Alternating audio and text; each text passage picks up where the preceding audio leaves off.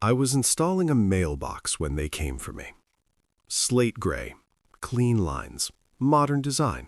Nothing flashy, nothing offensive, just a mailbox at the end of my driveway on a Tuesday afternoon in late September. I'd bought the house 3 months earlier, a nice mid-century ranch at the end of Maple Grove Drive. Quiet street, matured trees, the kind of neighborhood where people wave when they drive by and kids still ride bikes after dinner.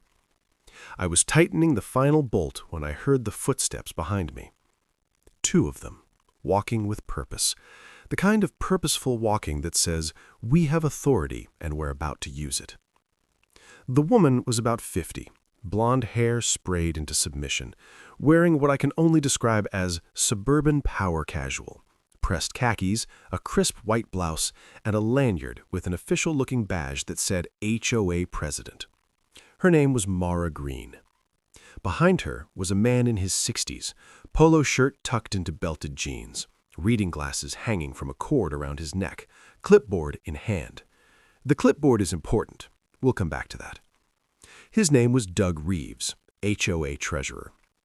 They stopped at the edge of my driveway, not on it, just at the edge, like they were respecting some invisible boundary while preparing to violate every other boundary I had.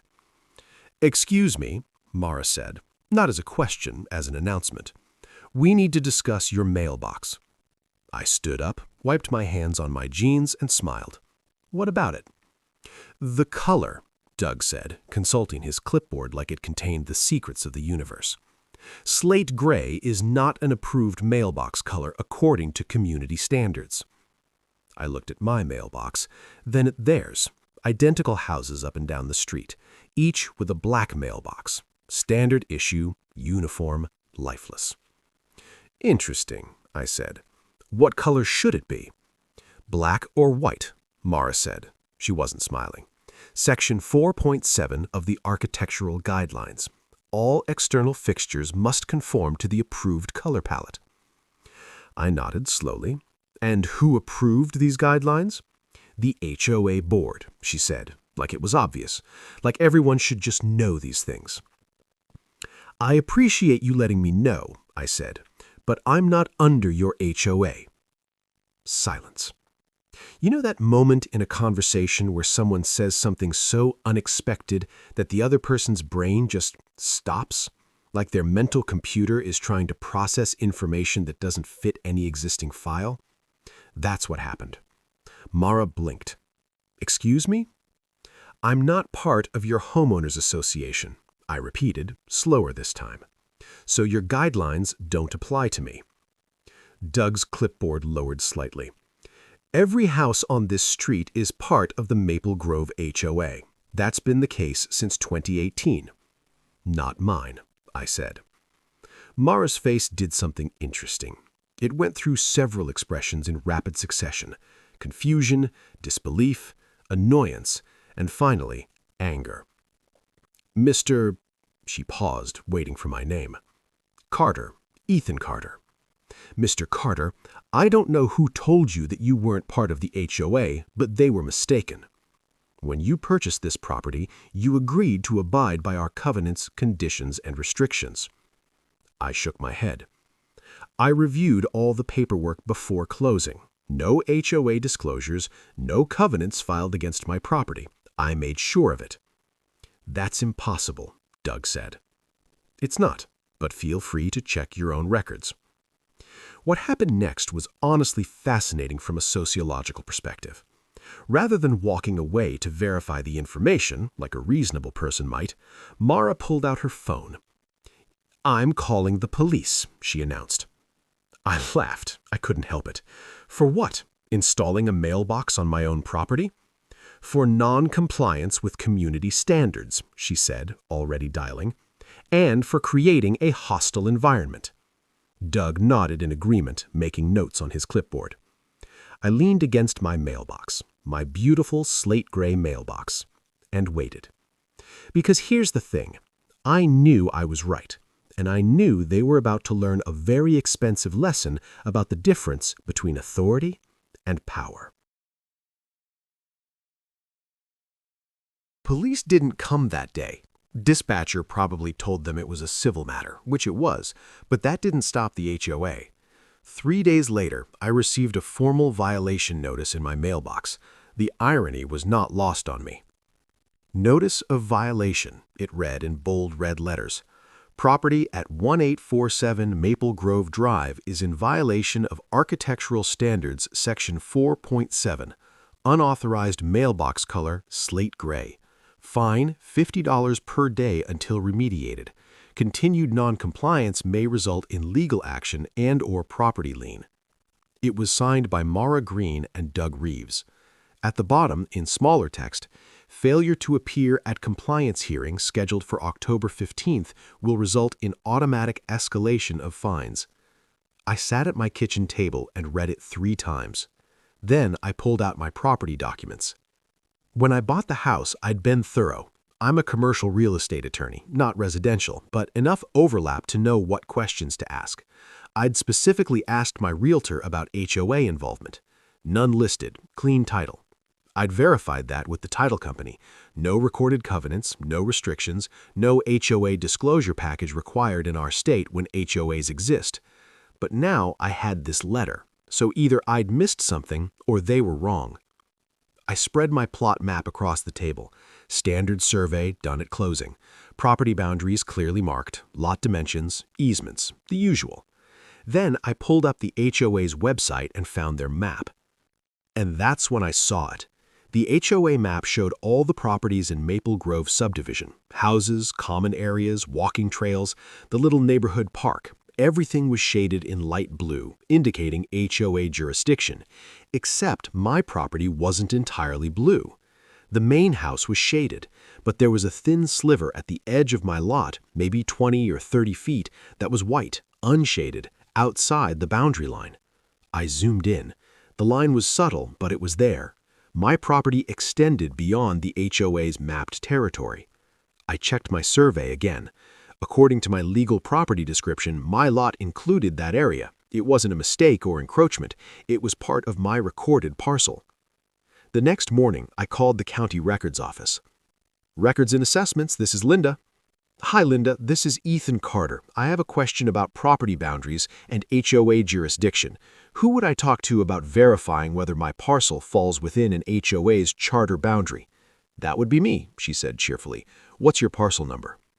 I gave it to her. Heard typing. A long pause. Okay, I'm looking at it now. 1847 Maple Grove Drive, correct? Correct. What's your question? I'm trying to figure out if there's something I'm missing. The local HOA claims jurisdiction over my property, but my title search showed no recorded covenants.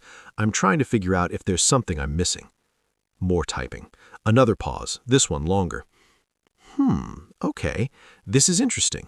Your parcel is, well, it's complicated. Hold on. I held. Linda came back on the line 5 minutes later. Okay, so here's what I'm seeing. The Maple Grove HOA was established in 2011 with an initial boundary that covered Phase 1 and 2 of the development. In 2018, the developer proposed an annexation to expand the boundary and include Phase 3, which is where your property is. Proposed, I said, but did they file it? No, Linda said. The annexation paperwork was submitted but never finalized.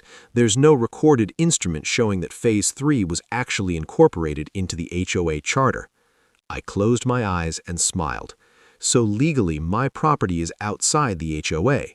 According to county records, yes, your parcel falls approximately 27 feet outside the eastern boundary of the HOA's jurisdiction.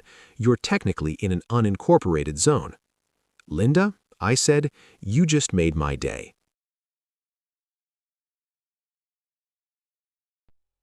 The next week did what I do best. Research. I pulled every document I could find.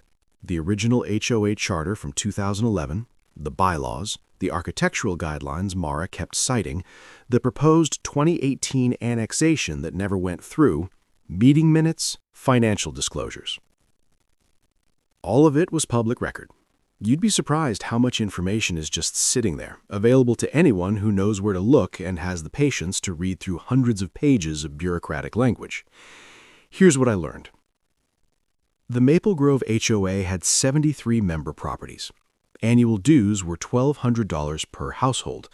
That's $87,600 per year in revenue. Where did that money go? According to the deed records, the land under the clubhouse, the park, and the walking trails was still titled to Maple Grove Development LLC, the original developer who'd built the neighborhood in phases between 2008 and 2017.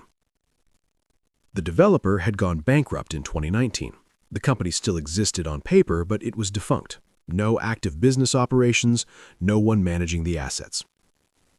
The HOA had been using that land for years, maintaining it, collecting dues to pay for its upkeep, but they didn't own it. They'd assumed, wrongly, that ownership had transferred to them at some point, but assumptions aren't deeds, and deeds are what matter. I dug deeper. Maple Grove Development LLC owed back taxes on those parcels, 3 years' worth. The county had issued notices, sent letters, gone through the legal process, and now those properties were scheduled for public auction. The park, 2.3 acres, tax debt, $8,400. The walking trail corridor, 1.7 acres, tax debt, $6,200. The land under the clubhouse, 0.8 acres, tax debt, $4,100. Total, $18,700 to acquire the infrastructure of an HOA that had been harassing me over a mailbox. I sat back in my chair and laughed. But first, I had a hearing to attend. October 15th arrived with perfect autumn weather. Cool morning, bright sun, leaves turning gold and red on the trees lining Maple Grove Drive. I dressed in business casual, slacks, button-down shirt, nice shoes. Professional, but not aggressive. I brought a leather folder containing my property survey, the county records confirmation, the HOA's own neighborhood map, and copies of the failed 2018 annexation documents. I also brought my phone, fully charged with a recording app ready.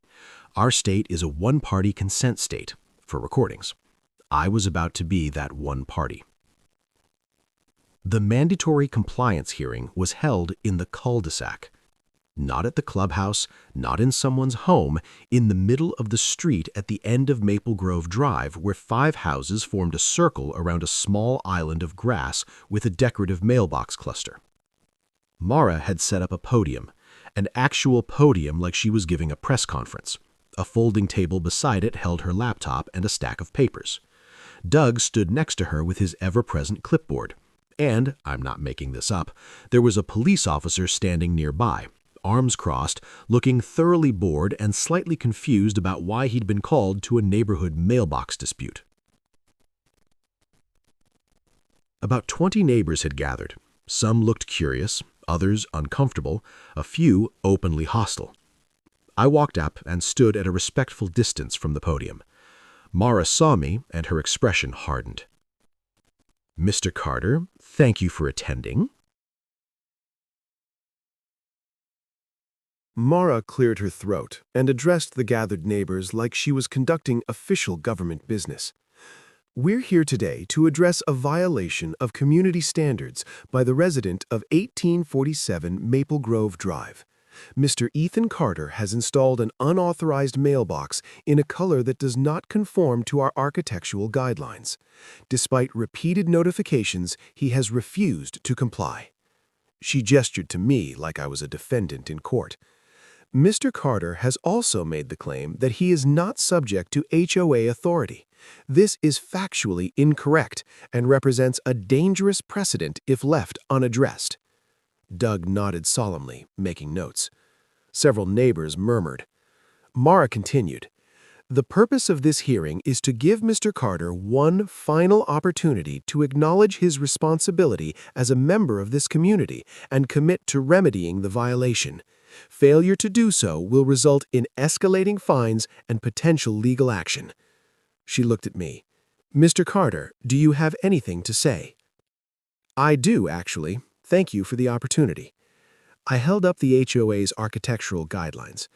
You keep referencing Section 4.7 of the Architectural Guidelines. Can you tell me which recorded covenant gives you the authority to enforce these guidelines on my property? Mara blinked. The HOA Charter. The charter establishes the organization, I interrupted gently, but it doesn't grant authority over properties outside the boundaries defined in the recorded annexation documents. Which recorded annexation includes my parcel? Silence. Doug flipped through his clipboard papers. The 2018 expansion was never finalized, I said. The paperwork was submitted but never recorded with the county. I have confirmation from the county records office. I pulled out Linda's letter. I'd asked her to send written confirmation and held it up.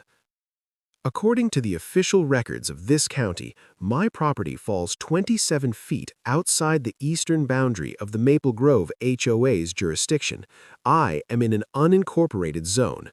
Your organization has no legal authority over my property, my mailbox, or any other aspect of my home. Mara's face went red. That's absurd. It's documented, I said. I handed a copy of the letter to the police officer, who'd suddenly become very interested in the conversation. Officer, would you mind verifying this? The officer took the letter, read it, looked at his own phone, probably checking something, then looked at Mara. Ma'am, if what this letter says is accurate, this is a civil boundary dispute, not a criminal matter. You shouldn't have called us for this. He's violating community standards, she snapped. He's not in your community, the officer said flatly. According to this, he's legally outside your jurisdiction. You're wasting police resources on a disagreement you need to handle through civil channels, if you even have grounds, which it sounds like you don't. I turned to the gathered neighbors. I'm not trying to cause trouble. I bought a house. I installed mailbox. I have every right to do that on my own property without asking permission from an organization I never joined and never agreed to be governed by. A few people nodded. One man, older, wearing a Vietnam veteran cap, spoke up. If he's not in the HOA, how have we been functioning like he was? Good question. Doug stammered. The developer assured us that all properties in Phase 3 would be included when the expansion finalized. But it never finalized, I said, which means for 6 years you've been operating under a false assumption, and that's not my problem to fix. Mara gathered her papers with shaking hands. This isn't over. We'll consult our attorney. You should, I agreed, and while you're at it, you might want to ask them about the status of the land your clubhouse sits on, and the park, and the walking trails. Her head snapped up. What are you talking about? I smiled. Just a suggestion. Have a nice day, everyone. I walked back to my house, leaving Mara standing at her podium, Doug clutching his clipboard, and 20 neighbors starting to ask very uncomfortable questions. The police officer got in his cruiser and drove away, shaking his head. The hearing was over, but the real story was just beginning. The auction discovery. That night, I couldn't sleep. Not because I was worried. I'd proven my point, established my boundaries, and documented everything, but because something Mara said kept nagging at me. Every house on this street is part of the Maple Grove HOA. She'd said it with such certainty, such absolute conviction, like it was a fundamental truth of the universe. But she was wrong about my property. What else was she wrong about? I opened my laptop and started digging again. The clubhouse, 847 Maple Grove Drive, different address from the residential properties, owned by Maple Grove Development Limited, according to the deed recorded in 2012. Never transferred. The park, parcel number 847-220-045, same owner, same story. The walking trails, technically an easement corridor, same owner, same story. Maple Grove Development Limited built all of it, presumably with the intention of transferring ownership to the HOA once the development was complete and all phases were sold. But the company went bankrupt before that happened. The properties sat in legal limbo. The HOA maintained them, paid for landscaping and repairs, treated them as communal assets, but they didn't own them. I checked the county tax assessor's website. All 3 parcels showed outstanding tax debt, red flags, delinquent notices. The legal process for tax foreclosure had been completed. Public auction scheduled for October 28th. Minimum bids based on back taxes owed plus administrative fees. The clubhouse parcel, minimum bid $4,100. The park, minimum bid $8,400. The walking trail corridor, minimum bid $6,200. I sat back and did the math. For less than $20,000, I could own every piece of common infrastructure the HOA depended on. The clubhouse where they held meetings, the park where residents' kids played, the trails where people walked their dogs every evening. All of it. I'm not a vindictive person. I don't enjoy hurting people or causing problems just for the sake of it. But Mara and Doug hadn't just asked me to change my mailbox. They'd threatened me, called the police, held a public hearing designed to humiliate me, tried to enforce rules they had no legal right to enforce. They'd operated for years under assumptions they never bothered to verify. They'd collected nearly $500,000 in HOA dues for 6 years while using property they didn't own. And when someone pointed out their mistake, instead of checking their facts, they doubled down. That's not leadership. That's ego protecting itself at the expense of truth. So I made a decision. I called my bank and arranged a cashier's check for $25,000, enough to cover the minimum bids, plus a buffer in case anyone else showed interest. I reviewed the auction procedures on the county website. Registration required, ID verification. Bidding would be open to the public, but most tax auctions were sparsely attended.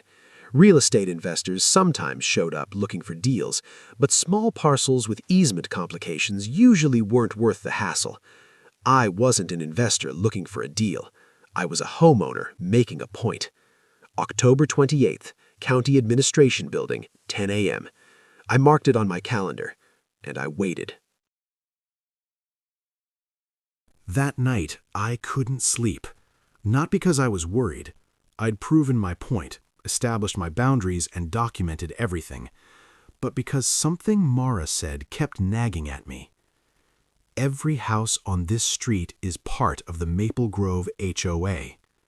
She'd said it with such certainty, such absolute conviction, like it was a fundamental truth of the universe. But she'd been wrong about my property. What else was she wrong about? I opened my laptop and started digging again. The clubhouse, 847 Maple Grove Drive, different address from the residential properties. Owned by Maple Grove Development, LLC, according to the deed recorded in 2012. Never transferred. The park, parcel number 847-220-0045. Same owner, same story.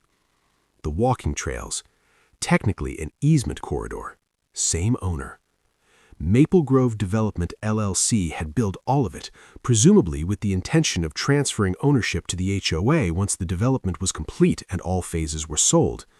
But the company went bankrupt before that happened. The properties sat in legal limbo. The HOA maintained them, paid for landscaping and repairs, treated them as communal assets, but they didn't own them. I checked the county tax assessor's website. All 3 parcels showed outstanding tax debt, red flags, delinquent notices. The legal process for tax foreclosure had been completed. Public auction scheduled for October 28th. Minimum bids based on back taxes owed plus administrative fees. The clubhouse parcel, minimum bid $4,100. The park, $8,400. The walking trail corridor, $6,200. I sat back and did the math. For less than $20,000, I could own every piece of common infrastructure the HOA depended on. The clubhouse where they held meetings, the park where residents' kids played, the trails where people walked their dogs every evening. All of it. I'm not a vindictive person. I don't enjoy hurting people or causing problems just for the sake of it. But Mara and Doug hadn't just asked me to change my mailbox. They'd threatened me, called the police, held a public hearing designed to humiliate me, tried to enforce rules they had no legal right to enforce. They'd operated for years under assumptions they never bothered to verify. They'd collected nearly $500,000 in HOA dues over 6 years while using property they didn't own. And when someone pointed out their mistake, instead of checking their facts, they doubled down. That's not leadership. That's ego protecting itself at the expense of truth.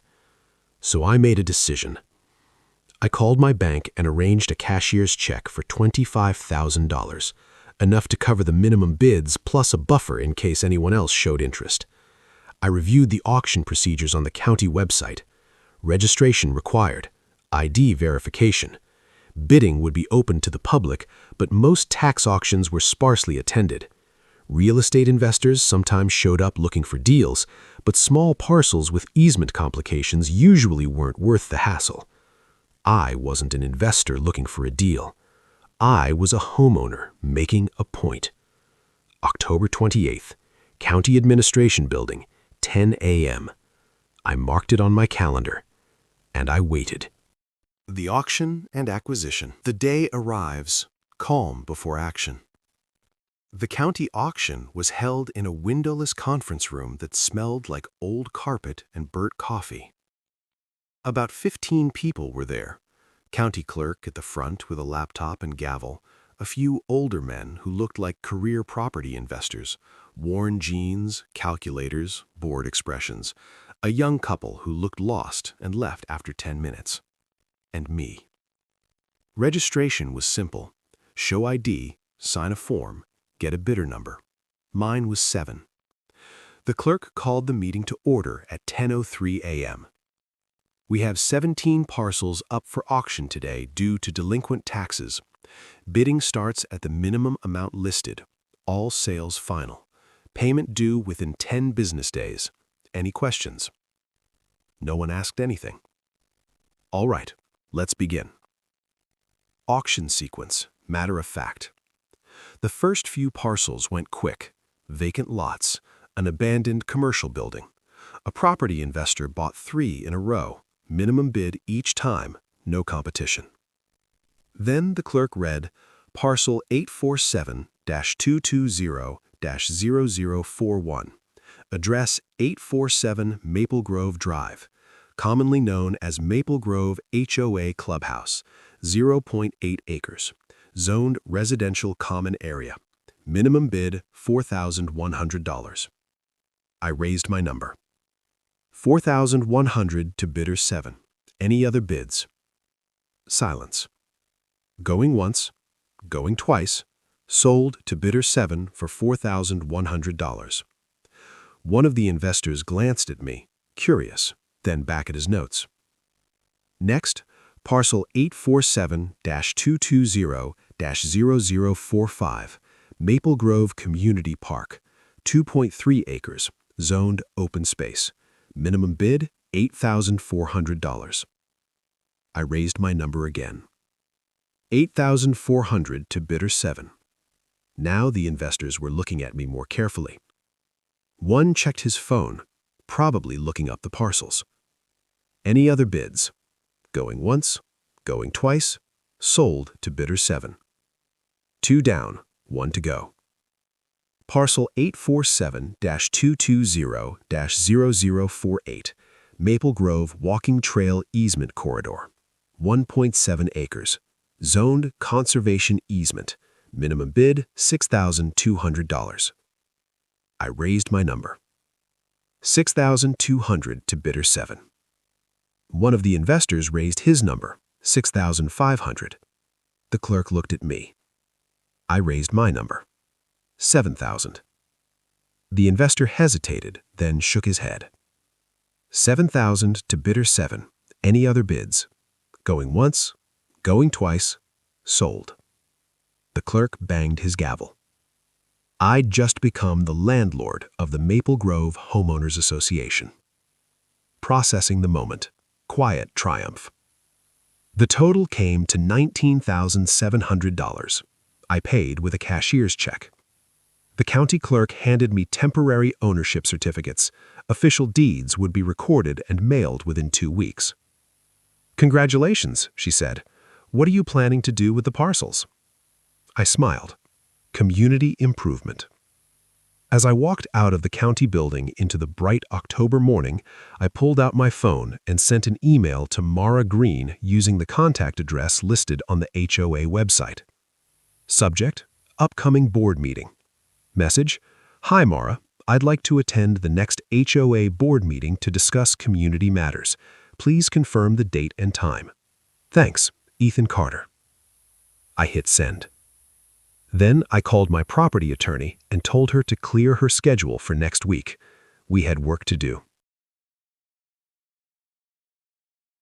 It was Jennifer Park, 40-something, sharp as a knife, specialized in property disputes and municipal law. I'd worked with her on commercial deals before. She knew her stuff. I met her at her office 2 days after the auction. "Let me make sure I understand this correctly," she said, reviewing the documents I'd brought. "You bought 3 parcels at a tax auction that constitute the entire common infrastructure of an HOA. An HOA that tried to find you for a mailbox. An HOA you're not actually part of." "That's correct." She laughed. "Ethan, this is either brilliant or insane. I haven't decided which. Can they claim adverse possession, squatter's rights, anything like that?"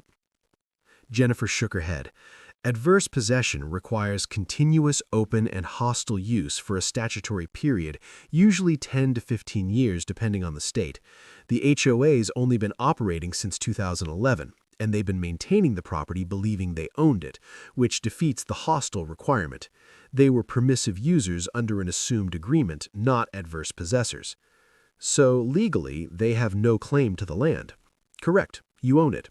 They're technically trespassers, though that's a harsh word for what's really happening here. They've been using property they thought they owned, but didn't. What are my options? Jennifer ticked them off on her fingers. 1, you could evict them, force them to remove the clubhouse structure, cease using the park and trails, nuclear option. Would absolutely destroy the neighborhood and probably get you sued, though you'd win. Not interested in that. Good, because it's terrible optics. 2, you could lease the property back to them at market rate. Give them formal permission to use land they've been maintaining anyway. Generate income, maintain status quo. Possible. 3, you could donate the land to the HOA officially, transferring the deeds properly this time. Goodwill gesture, makes you look magnanimous.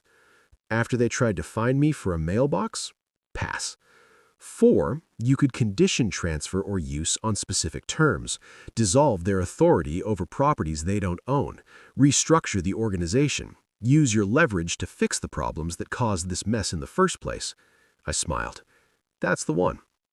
We spent the next hour drafting documents, a formal notice of ownership to be delivered to the HOA Board, informing them of the change in property status, a proposed agreement outlining terms under which they could continue using the properties, dissolve enforcement authority over non-member properties, restructure as a voluntary organization, implement transparent financial practices, and remove Mara and Doug from leadership positions, and a backup plan involving the sheriff's department in case things got hostile. "What are you planning to drop this bomb?" Jennifer asked. I checked the HOA website.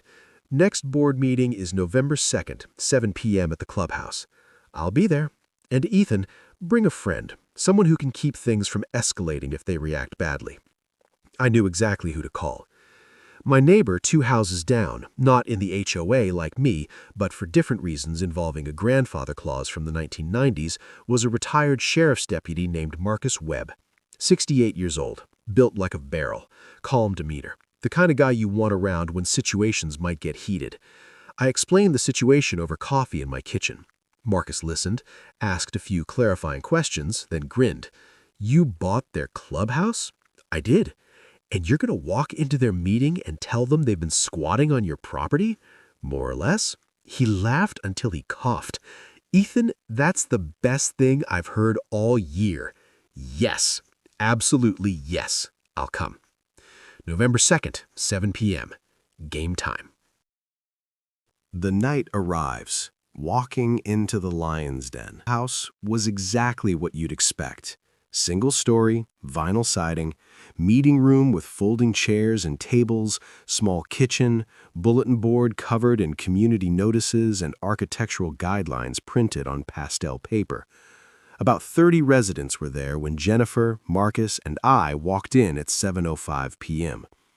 The board sat at the front table. Mara, Doug, and 3 other members I'd seen around but never met. Secretary, vice president, compliance officer. Mara saw me and her jaw tightened. "Mr. Carter, this is a members-only meeting. I'm not here as a member. I'm here as a property owner with a matter that affects everyone in this room. If this is about your mailbox, it's not about my mailbox." I walked to the front, Jennifer and Marcus flanking me. I set my folder on the table. "My name is Ethan Carter. Some of you know me. Some of you were at the hearing a few weeks ago where we established that my property falls outside HOA jurisdiction." Murmurs from the audience. Mara started to interrupt. Jennifer held up a hand. "Ms. Green, I'm Jennifer Park, Mr. Carter's attorney. I'd recommend you let him finish. This affects everyone here." Mara sat back, arms crossed. I opened my folder and pulled out the auction certificates. On October 28th, I attended a county tax auction. 3 parcels were up for sale due to delinquent taxes owed by Maple Grove Development, LLC, the original developer of this neighborhood, now defunct. I purchased parcel 847-220-0041, the .8 acres of land this clubhouse is built on. Dead silence. I held up the second certificate. I purchased parcel 847-220-0045, the community park, 2.3 acres. Someone in the audience gasped. Third certificate. And I purchased parcel 847-220-0048, the walking trail corridor, 1.7 acres. Mara's face had gone white. For the past 6 years, this HOA has been collecting dues, $1,200 per household annually, totaling over $500,000, to maintain property you don't own. The land was never transferred from the developer to the HOA. The developer went bankrupt, the properties went into tax foreclosure, and now I own them. The room exploded. Not with anger, at least not directed at me, with confusion, shock. People turning to each other, to the board, demanding explanations. "You didn't own the clubhouse? Where did our dues go? How is this possible?" Doug was frantically flipping through papers like he might find something that would make this untrue. The other board members looked like they wanted to disappear into their chairs. Mara stood up, hands flat on the table. You're trying to extort us. This is legal," Jennifer said calmly. "Public auction, all proper procedures followed. The deeds will be recorded with the county this week. Mr. Carter is the legal owner of these parcels." A woman in the 3rd row, I'd seen her at the mailbox hearing, one of the few who'd looked sympathetic, raised her hand. "What does this mean for us? Are we losing the park? The clubhouse?" I held up my hands, asking for quiet. The room gradually settled. I didn't do this to hurt anyone. I did this because this HOA, specifically this board, has been operating under false assumptions for years.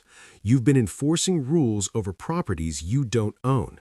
You've been collecting dues to maintain assets you never legally possessed.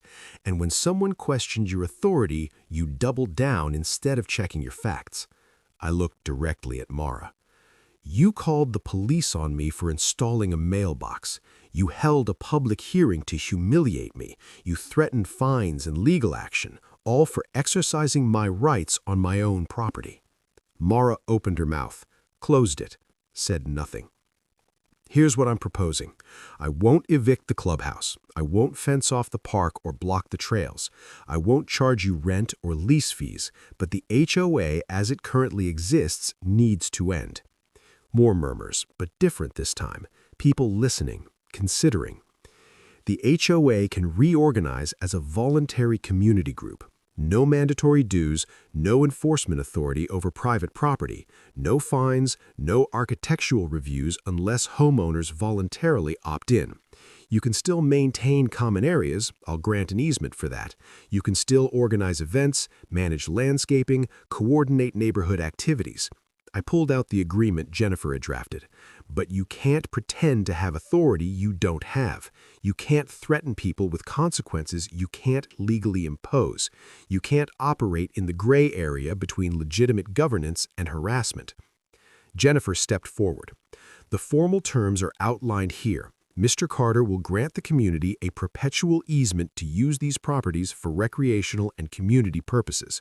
In exchange, the HOA dissolves its enforcement mechanisms and restructures as a voluntary association. All existing fines are voided. All architectural restrictions become optional guidelines. "This is blackmail," Mara said, but her voice had lost its edge. "This is negotiation," Jennifer corrected. "Mr. Carter owns the property. He has every legal right to fence it off tomorrow if he chooses. Instead, he's offering to let the community continue using it under reasonable terms." Marcus spoke up for the first time. "Sounds more than fair to me, better than what most people would offer after being treated the way Ethan was." The woman from the third row spoke again. "I never liked the HOA anyway. The fines were ridiculous. They tried to make me repaint my shutters last year over a shade difference you could barely see." An older man near the back nodded. "I've lived here since before the HOA existed. Things were better when we just took care of our own properties and helped each other out voluntarily." Another voice. "How much have we paid in dues? Where's the accounting?" Doug looked up from his papers. "All financial records are available." "Are they?" someone challenged, "because I asked to see them last year and got told it wasn't necessary." The tide was shifting. I could see it in the body language, hear it in the voices. The community wasn't angry at me. They were angry at the board that had been operating without transparency, without accountability, without even bothering to verify they owned the assets they claimed to manage. Mara looked around the room, saw the expressions, realized she'd lost. "This is insane," she said quietly. "We've worked for years to maintain standards, to keep property values up, to create a cohesive community. By threatening people?" I said. "By creating divisions? By treating neighbors like subordinates instead of equals?" Mara gathered her papers with shaking hands. "I resign, effective immediately. Doug, I assume you're doing the same?" Doug nodded slowly. "This isn't what I signed up for." The other board members quickly followed suit, resignations all around. The woman from the third row raised her hand again. "So what happens now? Do we vote on this proposal?" I nodded. "That's up to you, all of you. I'll step outside while you discuss it. Take your time." Jennifer, Marcus, and I walked out into the cool November evening. The vote and immediate aftermath. We stood through the clubhouse walls. Couldn't make out words, but I could hear the tone. Animated, not angry, energized. Marcus lit a cigar. Cuban, he informed me with a wink. "You know, when I moved here in '92, this was just a neighborhood. People knew each other, had barbecues, kids played in the street. Then the developers came and everything got official and sterile and regulated." "You think it can go back to that?" I asked. He shrugged. "People are people. They'll figure it out. But I'll tell you what. They needed someone to break the spell, to show them the emperor had no clothes. You did that." Jennifer was on her phone, checking emails. "My associate just confirmed the deeds were recorded this afternoon. Officially official. You're the owner of record." The clubhouse door opened. The woman from the third row, I later learned her name was Patricia, stepped out. "Mr. Carter, we'd like you to come back in." We followed her inside. The atmosphere had completely changed. Where before there'd been tension and hostility, now there was something that felt almost like relief. Patricia stood at the front table. "We took a preliminary vote. 42 residents present, either in person or by proxy. The vote was 38 in favor of accepting your proposal, 2 against, 2 abstentions." I nodded. "Thank you." An older gentleman stood up. "I'd like to say something." My name's Robert Chen. I've lived here 23 years. I watched this neighborhood get built house by house. I watched the HOA form and slowly turn into something that felt more like a dictatorship than a community organization. He looked at me. What you did, buying that property, coming here tonight, that took guts. You could have just kept your head down, dealt with your mailbox situation, and moved on. Instead, you pulled back the curtain on a system that wasn't working for any of us except the people in charge. Other heads nodded. So, on behalf of the residents who've been frustrated with this HOA for years, thank you. Scattered applause, then more, then most of the room. Patricia spoke again. We need to figure out next steps. Dissolving the HOA formally, creating a new voluntary association, handling the transition. Is that something you'd be willing to help with, Mr. Carter? I can facilitate, I said, but it should be community-led, not my decision. I own the land, but you folks live here. You're the ones who'll make it work or not. Jennifer added, I can provide legal guidance on the dissolution process and setting up a voluntary association. No charge. Consider it community service. Marcus chuckled. And I can help write new bylaws that don't sound like they were drafted by a prison warden. Laughter. Real laughter. The kind that comes when tension breaks and people remember they're on the same team. Mara had been sitting silently in the corner. Now she stood, gathered her things, and walked toward the door. She stopped next to me. For a moment, I thought she might say something. Apologize, threaten legal action, something. Instead, she just looked at me with an expression I couldn't quite read. Defeat, maybe, or embarrassment, or the realization that she'd been wrong in a way that couldn't be fixed or argued away. Then she left. Doug followed her out without a word. I never saw either of them again. The weeks that followed were a whirlwind. The HOA formally dissolved on November 15th. All outstanding fines were voided. All pending architectural reviews were canceled. The board's enforcement authority ended immediately. A new organization formed, the Maple Grove Community Association. Voluntary membership, no dues, funded entirely by donations and fundraising events. No enforcement power, just neighbors coordinating to maintain common areas and organize community activities. Patricia became the coordinator. Robert Chen volunteered to handle finances. Marcus helped draft bylaws that were 2 pages long instead of 47. I had the property surveyed and formally granted an easement to the Community Association for perpetual recreational use of the park, trails, and clubhouse. Jennifer handled the paperwork pro bono. The community organized a workday to clean up the park, not because anyone was required to, but because people wanted to. 20 families showed up. We painted playground equipment, trimmed overgrown bushes, fixed broken benches. Someone brought a grill. Someone else brought hamburgers and hot dogs. Kids played while adults worked. People who'd lived on the same street for years but never really talked discovered they had things in common. It felt like a neighborhood again.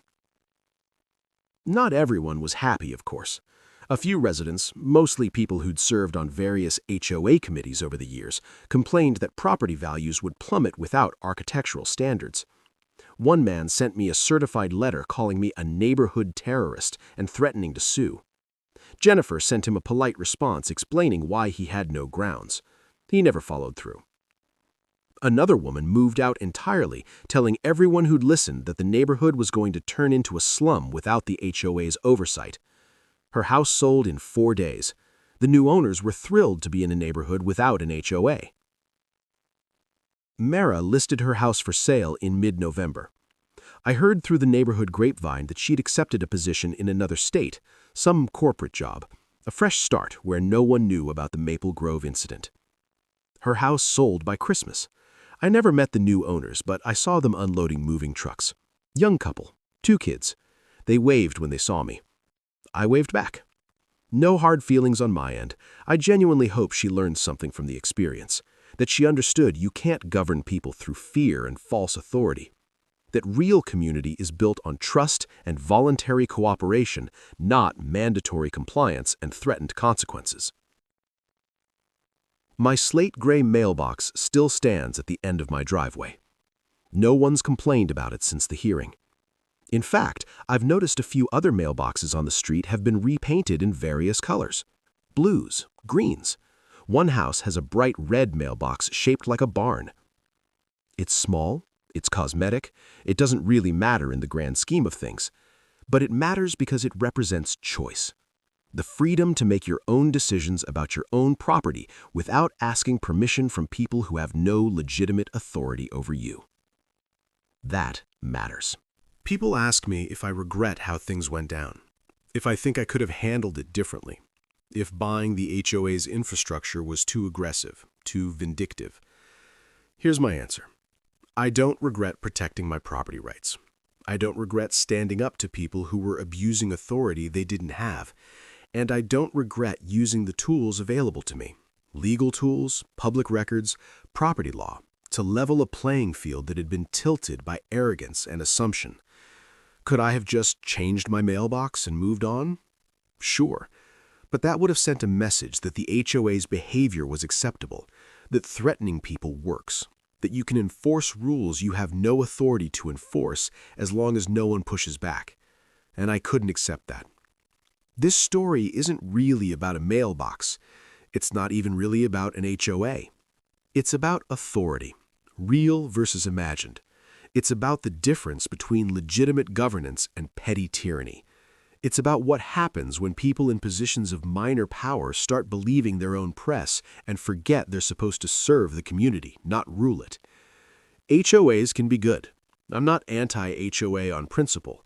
When they're run transparently, when they're accountable to members, when they focus on genuine community needs instead of aesthetic uniformity, they can add value. But when they become vehicles for control, for imposing one person's vision on everyone else, for threatening and fining and harassing people into compliance, they become problems. And problems need solutions. In late December, the Community Association organized a small ceremony at the park. They'd raised money for a plaque to be installed on a stone near the playground.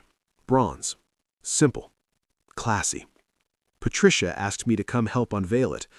About 50 residents showed up despite the cold.